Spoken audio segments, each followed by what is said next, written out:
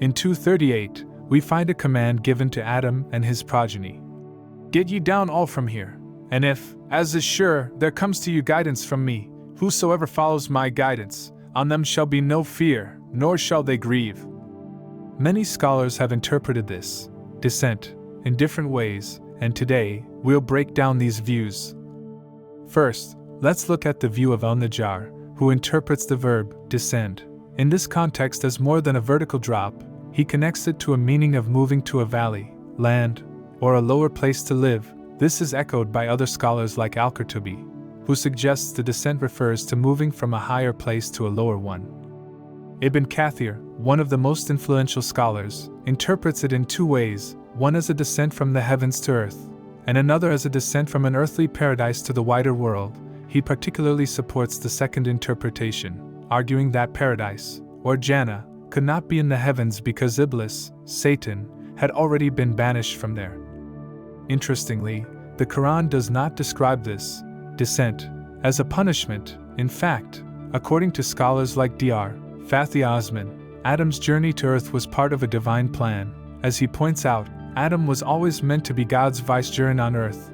The earth is not a place of punishment but a place for humanity's development, as the Quran states. I shall establish on earth a Khalifa. Surah 2:30.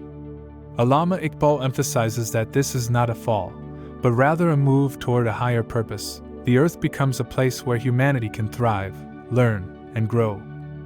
In the same verse, Allah promises to send His guidance to those who follow the right path. This is significant. Following divine guidance is what sets humanity apart from other creatures. Ghulam Ahmad Pervez explains that human intellect, when guided by divine revelation, leads to true prosperity. Without this guidance, we're left to follow instinct and personal desires, which could lead to harm. There's also an interesting point made by Hossein Nasser, who reminds us that the descent mentioned here doesn't necessarily mean a vertical fall but a change in condition. This highlights the idea that Earth is not a punishment but the new location where humanity's real journey begins. Humanity's mission is to develop and cultivate the Earth, making it a place of growth, wisdom, and prosperity.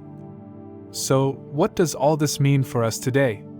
The story of Adam's descent reminds us that the Earth is not a place of exile but a place where we have a purpose, to grow, learn, and follow God's guidance. The promise of guidance is central. As long as we follow divine guidance, we will not have fear or grief. As we move forward in life, we should remember that we are not isolated or without purpose.